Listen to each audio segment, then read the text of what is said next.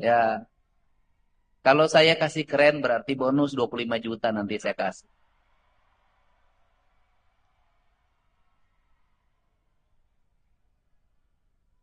Ternyata karakter manusia itu sama. Mau anak-anak, mau orang dewasa, mau ASN, mau guru besar, mau doktor, mau mahasiswa. Kalau dengar duit tuh teriak. Rupanya ini yang membuat kita porak-poranda duit ini. Kemudian ini juga salah satu alumni UPI, walaupun UPI-nya UPI Kampus Purwakarta, Dr. Purwanto. Ini, Kepala Dinas Pendidikan. UPP 2 Purwakarta, PGSD Kampus UPP 2 Purwakarta kalau nggak salah. Ya, kalau hebatnya lulusan UPI, kalau nakalnya teman saya. Kemudian ada Karokesra yang suka ngurusin bantuan-bantuan. Ya, UPI itu kan kepanjangan dari Universitas Pengganti IKIP.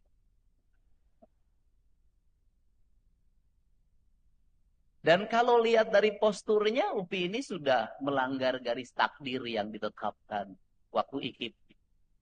IKIP itu dulu kan diciptakan untuk jadi guru, tapi ada yang melanggar garis takdirnya, ada yang jadi Menteri Perdagangan, ada yang jadi Menteri Koperasi dan UMKM. Sekarang ada Wakil Ketua DPR. Ini melanggar itu. Biasanya orang-orang yang melanggar itu dulu mahasiswanya nakal. Lebih banyak demonstrasinya dibanding kuliahnya. Bahkan bisa jadi meraih gerangan akademiknya mengalami problem panjang, lama sekali meraih. Nah, tapi keberhasilannya dia lebih dulu. Kadang jadi orang nakal jauh lebih sukses daripada orang yang terlalu patuh.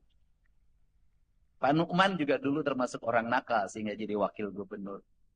Nah, kalau saya lebih dari nakal, bandel. Nah, apa sih sebenarnya yang menjadi problematika kita? Saya di mana-mana ngomong sama lah. Kalau saya masuk ke tempat, saya tidak pernah tahu judulnya apa. Pokoknya ngomong. Namun salah alus sok viral.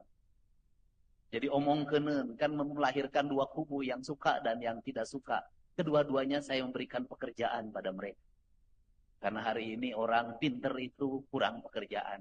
Orang-orang bodoh banyak pekerjaan. Orang-orang dianggap bodoh, pekerjaannya banyak dianggap bodoh, padahal mereka pinter. Apa itu? Nyapu tiap hari, macul tiap hari, mulung sampah tiap hari, manjat pohon kelapa tiap hari, bersihin sawah tiap hari, ke sungai tiap hari, ke laut tiap hari. Orang-orang yang dianggap bodoh itu produktif. Bahkan orang-orang yang dianggap bodoh itulah kita bisa duduk makan di meja makan dengan nasi yang tersedia. Yang ngakelnya siapa? Maici. Dianggap bodoh. Tidak pernah dikasih gelar akademik sebagai dokter ahli timel. Tidak pernah. Kemudian kita makan dengan sambal, dengan metodologi Samara Pawon. Nanti kalau Pak Ustadz Adi Hidayat itu sebuah nilai kalau dalam Quran itu, kami kemudian menjadi aku. Kaminya apa? Ayah uyah, ayah tarasi, ayah tomat, ayah bawang. Dihijikan eta teh kan masing-masing kan banyak kami. Dihijikan menjadi aku. Naon lada geus aku. Nah, hasil karya siapa? Ceiroh. Rumah makan yang berjejer di mana-mana menjadi tempat berkunjung banyak orang yang itu menjadi ikonik. Pemerintah Kota Bandung yang melahirkan 10% pajak hotel dan restoran itu oleh siapa? Oleh mereka itu yang bekerja dengan apa? Dengan pikiran akademik? Tidak. Mereka bekerja dengan apa? Dengan rasa dan dengan cinta serta keikhlasan. Bekerja dengan rasa, dengan cinta, dengan keikhlasan itu nyaris tidak pernah ribut karya cipta, hak cipta. Tidak pernah. Saya sampai hari ini tidak pernah ada dengar ada rumah makan digugat oleh siapa? Oleh pemilik hak sambal beledag. Tidak pernah digugat oleh pemilik hak sambal apa? Sambal tarasi, sambal oncom. Tidak pernah. Dia melepaskan diri itu sebagai karya yang dimiliki oleh semua orang. Karena apa?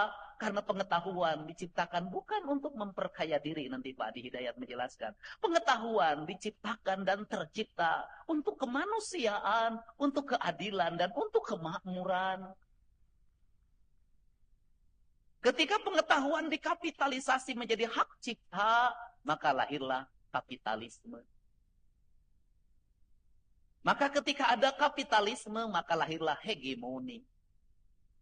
Ketika ada hegemoni, maka lahirlah perang. Seluruh perang itu tercipta karena hegemoni ekonomi. Problematikanya kita akan memulai dari mana? Saya selalu menyampaikan, kita ini jangan menjadi para pemuja pengetahuan. Kalau pengetahuan dipuja, berarti pengetahuan disembah. Kalau pengetahuan disembah, berarti pengetahuan disejajarkan dengan Tuhan. Yang diperlukan oleh kita adalah menjadikan pengetahuan itu di dalamnya ilah. Karena menjadikan pengetahuan di dalamnya ilah, maka ruh dari pengetahuan yang dalam teologi kita sebagai orang Sunda, sebagai orang Indonesia, seluruh pengetahuan itu berangkat dari kebenaran yang relatif menuju kebenaran yang mutlak. Kebenaran mutlak itu apa? Kebenaran mutlak itu adalah tujuan hidup kita. Maka seluruh perdebatan pengetahuan adalah kekayaan. Dan seluruh kekayaan itu akan bergerak menuju kemutlakan. Manakala perdebatan itu didasarkan pada objektivitas, bukan partisipan. Dalam Sangyang Siksa Kandang, yang diajarkan oleh leluhur Sunda, itu mengatakan bahwa civil society itu akan tercipta dengan 3 komponen variabel. Yang pertama adalah rama, yang kedua adalah resi, yang ketiga adalah ratu. Saya tidak bicara rama, saya tidak akan bicara ratu, saya akan bicara resi. Resi itu disebutnya gurat air. Karena dia gurat air, maka dia memiliki watak air. Ke gelas dia masuk, ke komplang dia masuk, ke ember dia masuk. Maka dia masuk pada seluruh lerung dan menyesuaikan diri bentuk tubuhnya dengan ruang yang dia tinggal. Dia memiliki independensi yang tinggi. Karena memiliki independensi yang tinggi, maka dia objektif dalam setiap ucapannya, objektif dalam setiap tindakannya, dan objektif dalam setiap perbuatannya. Apa yang mempengaruhi pendidikan tinggi hari ini adalah, di antaranya adalah politik. Rektor itu ada strukturnya, ada peran Kementerian Dikti. Kementerian Dikti seringkali terikat juga oleh politik. Sehingga diperlukan apa? Kita tidak bisa menghindar pada struktur ini. Bahwa ini politik. Tetapi ruang-ruang guru besar yang tidak terikat pada jabatan, yang tidak berharap jabatan, harus menjadi ruang yang terbuka, di mana dia berekspresi pada pengetahuan yang terbuka. Karena seluruh ruang itulah, maka saya tidak mau pengetahuan menjadi pujaan. Kenapa? Di birokrasi saya mengalami kegagapan pikiran. Kenapa? Setiap orang ingin memiliki gelar. Saya setuju dengan gelar itu, dan saya pun S3 hari ini. Tetapi tidak boleh kita gelar menjadi tujuan. Kalau gelar menjadi tujuan, maka setiap orang mengejarnya doktornya. Bukan esensi dari doktornya, bukan manfaat dari doktornya. Karena setiap orang mengejar doktornya, maka setiap orang bergerak setiap hari untuk menjadi gelar doktor itu. Dengan mengabaikan etika, dengan mengabaikan aspek-aspek sosial, dengan mengabaikan aspek-aspek yang lain yang harusnya menjadi independensi dari nilai doktor itu sendiri. Apa yang terjadi? Di pemerintahan lebih banyak sekolahnya dibanding pekerja. Karena lebih banyak sekolahnya dibanding pekerjanya, nyaris bekerjanya tidak sepadan dengan nilai sekolahnya. Sedangkan apa? Sedangkan publik hari ini memerlukan langkah-langkah taktis dan teknis untuk menyelesaikan berbagai problem hal yang sekali setiap hari berubah. Kita tiap hari berdebat tentang metodologi pendidikan. Tapi anak-anak kita di pinggir jalan saling bacok antar pelajar, tidak pernah ada yang menyelesaikan. Kita setiap hari berdebat tentang metodologi pendidikan dan jangkauan Indonesia emas. Anak-anak kita hari ini buang sampah pun belum bisa. Toilet-toilet di sekolah pun belum bisa ada yang membenahi. Kaca di ruang kelas kotor pun nyaris tidak peduli. Apa yang terjadi pada negeri hari ini? Padahal gurunya sudah rata-rata S1, gurunya sudah rata-rata S2, kepala sekolahnya sarjana, tapi dia gagap ketika menghadapi anaknya yang di sekolah yang merokok, yang akhirnya dicopot oleh gubernurnya dan dimasukin lagi. Ini kan problem. Seluruh problem ini harus diselesaikan dengan apa? Rupanya kita hari ini harus segera mengevaluasi gelar terstruktur harus berimbang dengan perilaku kultur. Gelar terstruktur harus seimbang dengan perilaku kultur. Apa yang menjadi konsen Gubernur Jawa Barat? Yang menjadi konsen Gubernur Jawa Barat adalah saya ingin mengembalikan kembali titah dasar bahwa UPI mendeklir diri sebagai bumi Siliwangi. Karena ini sudah mendeklir diri sebagai bumi Siliwangi, maka orientasi saya adalah mengembalikan peradaban itu dari sisi filosofi dasar, tetapi menuju masa depan dari sisi sosiologi dan menuju masa depan dari sisi teknokrasi. Berpikir saya tentang Siliwangi bukan mengajak pada abad kerajaan, tidak.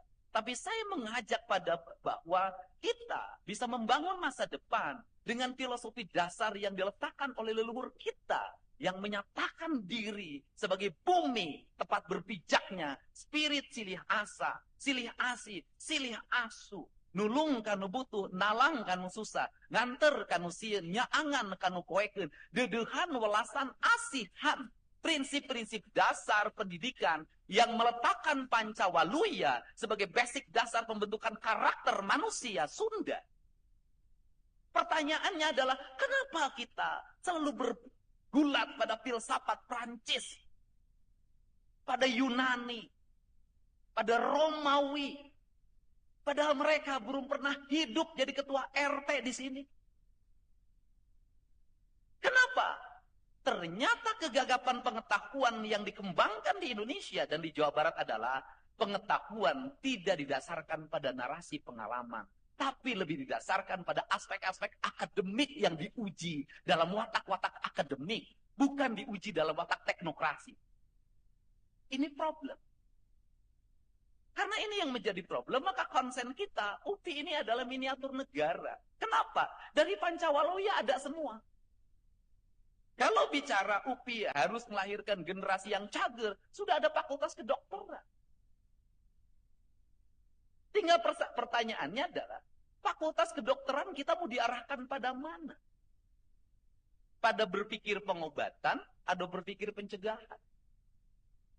Kalau semua orang berpikir tentang kedokteran adalah pengobatan, maka kita sudah masuk pada kapitalisme, industri farmasi, industri alat kesehatan. Kalau sudah pada kapitalisme itu, ya buat apa kita mendeklir diri sebagai makhluk bertuhan ketika kita bahagia memberikan resep yang mahal pada pasien kita? Padahal si penerima pasien menderita. Kenapa? Harus menjual sebagian kekayaannya untuk mengobati dan menebus obatnya. Di mana letak ruh ketuhanan di situ? Kan kita harus mulai berpikir itu karena kita mendeklir sebagai negara Pancasila. Nah, kemudian ketika bicara bager, sudah ada Pak Dr. Adi Hidayat yang melahirkan orang-orang bager. Nu bager teh nu kumaha cenah? Nu bager teh hiji anu bigusti ka Allah Subhanahu wa taala, nu katilu nu nyaah ka sasama hirup, nu kaopat nu ngajaga jeung ngariksa alamna, henteu nambang terus-terusan, teu nuar tangkal terus-terusan, teu nguruk terus-terusan. Kemudian benar, ya sudah. Ada panduannya. UPI nilai syar'inya tinggi. Ya sudah. Kemudian, pinter. Ya, ada fakultas sains. Ada matematika. Ada fisika. Itu ukuran kepinteran akademik. Karena kepinteran itu adalah intellectual quotient. Kemampuan dia membaca, bermatematika. Tetapi pendidikan kita tidak mengajarkan intelektual menjadi emosional menjadi spiritual. Sehingga ukuran akademik ketika anak naik kelas adalah 4 tambah 4, 8. Bukan pertanyaannya adalah, kamu dibekelin uang berapa dari orang tuanya? 10.000 itu jadi apa? Dibelikan apa yang dilakukan hari ini? Makanan apa yang dimakan? Makanan apa yang dimakan? Unsurnya apa saja? Lemaknya berapa? Kadar minyaknya berapa? Kalorinya berapa? Nutrisinya berapa? Gizinya berapa? Sekolah tidak menjadikan lab itu sebagai bahan analitik. Sehingga kamu itu diperlukan ini. Kemudian yang berikutnya, dan siapa yang dijajani oleh kamu? Asalnya dari mana? Jenis jualannya apa? Berapa untungnya? Sisanya berapa untuk investasi masa depan? Pendidikan kita tidak mengajarkan pada keparipurnaan manusia. Lebih pada gelar-gelar akademik itu saja. Sehingga orang pintar lebih banyak daripada orang singer. Nah yang terakhir adalah singer. Siapa singer? Yaitu orang-orang yang bekerja keras. Nah, kalau sudah seperti ini, apa tawaran saya pada UPI yang khusus Fakultas Pendidikan misalnya? Tawaran saya ada, Bapak mau pilih SD berapa, SMP berapa, SMA berapa, SMA berapa, dan SMK berapa. Yang itu menjadi lab UPI. Saya siap menyiapkan biaya yang cukup. Bila perlu, anak-anak yang kuliah di sini, perbanyaknya ngajar di ruang kelas. Saya gratiskan kuliahnya, saya biaya hidupnya. Yang sayang juga begitu. Karena bagi saya bahwa di Indonesia ini, masyarakatnya, mohon maaf, walaupun para dokter memang mengutamakan membaca, tapi kultur orang Indonesia itu bukan di membaca. Kultur orang Sunda bukan di membaca, kultur ya. Budayanya, tapi di mendengar dan melihat. Orang Indonesia, bengkel, itu hidup menjadi ahli otomotif, itu karena banyak disuruh. Di mendengar dan melihat. Mendengar, melihat, otodidak, dia aplikatif. Ahli elektro, bisa jadi ilmu elektronya, dia lemah banget. Tapi dia punya kemampuan membuat sound system terbaik, membuat radio terbaik, membangun pemancar terbaik, dia bisa menapak gelombang dengan baik. Kenapa? Orang Indonesia itu kekuatannya bukan di intellectual quotient, tetapi di emosional dan spiritual quotient. Dia bisa baca sinyal. Nah, apa sih sebenarnya yang bisa menjadi keunggulan bangsa kita? Dipadukan. Bagaimana dipadukan? Membangun sintesa pendidikan pesantren itu dimasukkan dalam sistem kurikulum pendidikan di perguruan tinggi apa? Di pesantren diajarin tirakat, diajarin Senin Kemis, diajarin bangun malam, diajarin hormat pada guru, diajarin menggunakan rasa sebagai bentuk pesik menangkap seluruh gelombang itu. Bukankah aspek fisika itu adalah aspek gelombang? Gelombang itu kan bisa ditangkap oleh dua aspek yaitu alat yang memiliki kepekaan dalam menangkap sinyal, menangkap gelombang. Bukankah dalam diri manusia juga terpancar gelombang yang dia bisa menangkap seluruh sinyal itu? Kalau ini digabungkan, kita tidak terlalu barat oriented.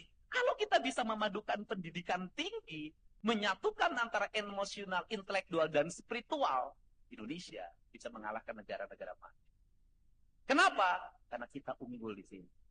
Kenapa? Dia punya kecepatan dalam membaca, tetapi dia punya kecepatan dalam menghitung, tetapi dia juga punya kecepatan dalam membaca masa depan. Kenapa?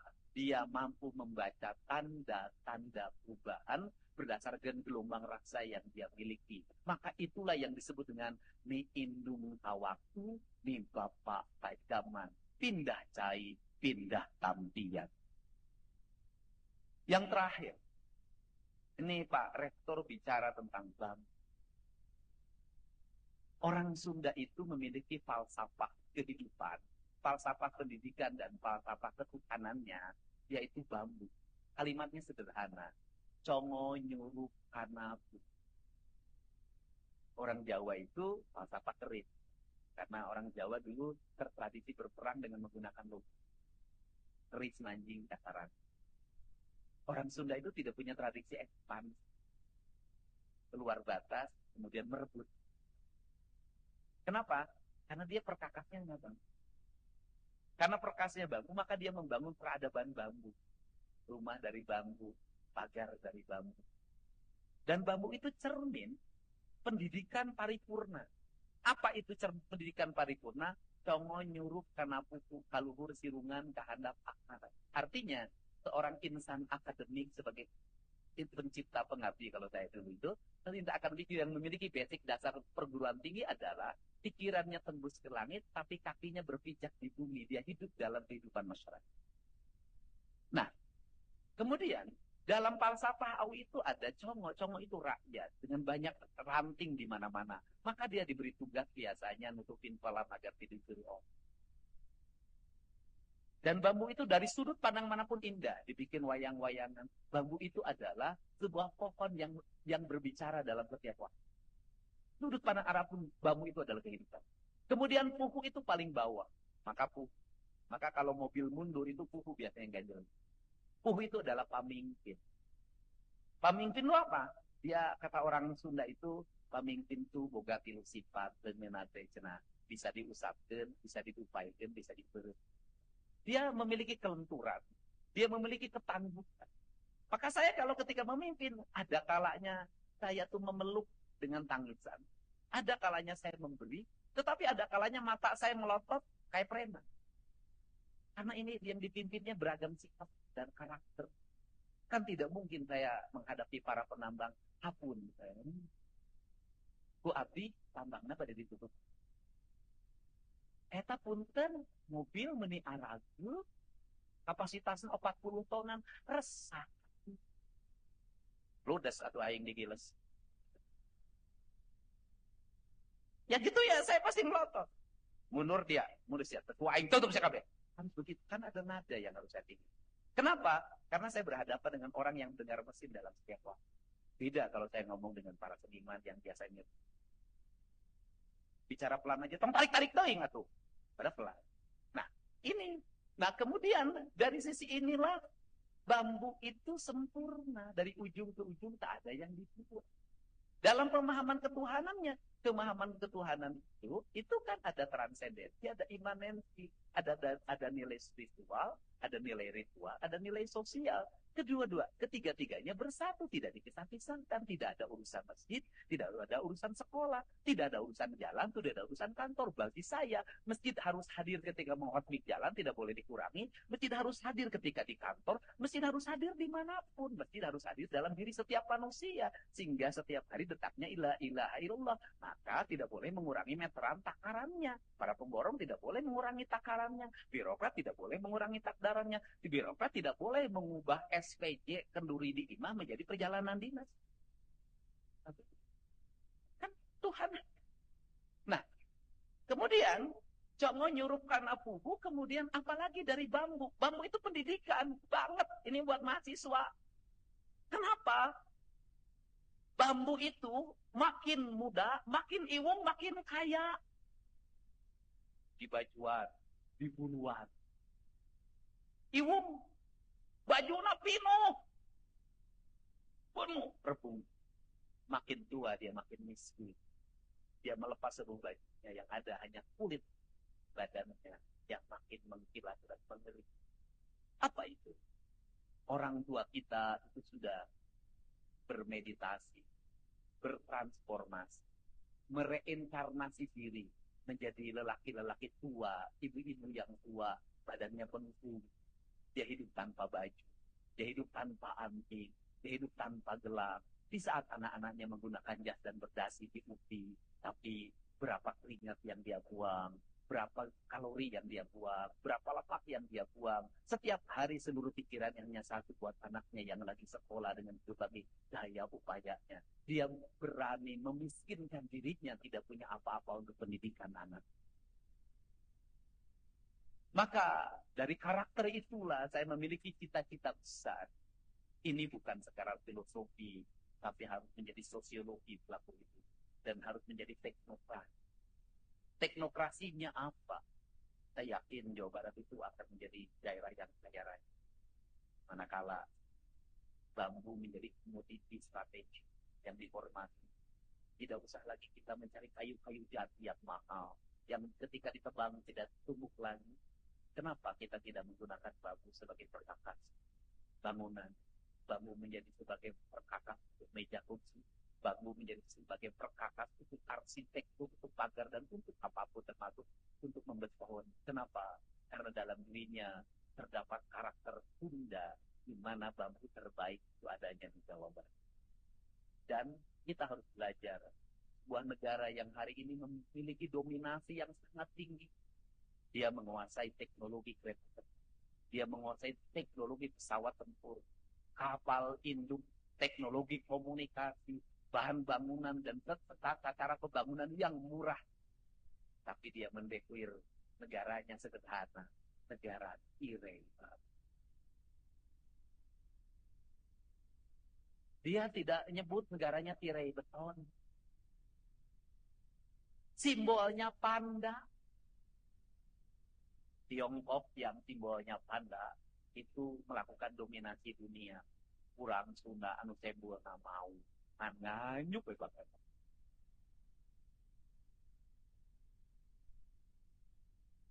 Apa yang seringkali membuat kita ini tidak maju? Kita selalu mengambil simbolnya yang terlalu ideal. Gagah, hebat. Akhirnya kita menjadi para pemuja simbol.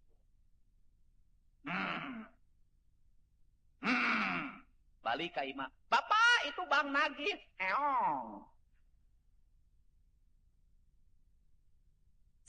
Indonesia ini kalau urusan simbol dan filosofi, wah, keren. Gaya.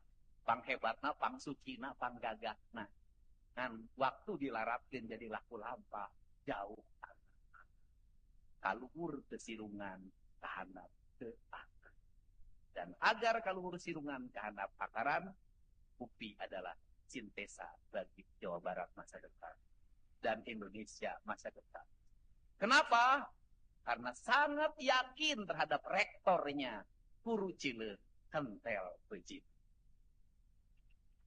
Bisa dilihat dari tampilannya yang kuru dan perutnya yang kentel. Hampir nyatu antara depan dengan belakangnya. Saya yakin di tangan Bapak, ini universitas akan menjadi universitas terbesar, terdepan, termaju, terreformasi, dan tersoleh. Itu saja, saya ucapkan terima kasih. Karena bagi saya pidato panjang, pendek, menarik, tidak menarik sama saja. Ujungnya pasti di kita bantuan. Terima kasih. Allahumma fiq ila taufiq billahi taufiq wa hidayah. Assalamualaikum warahmatullahi wabarakatuh. Sampurasun.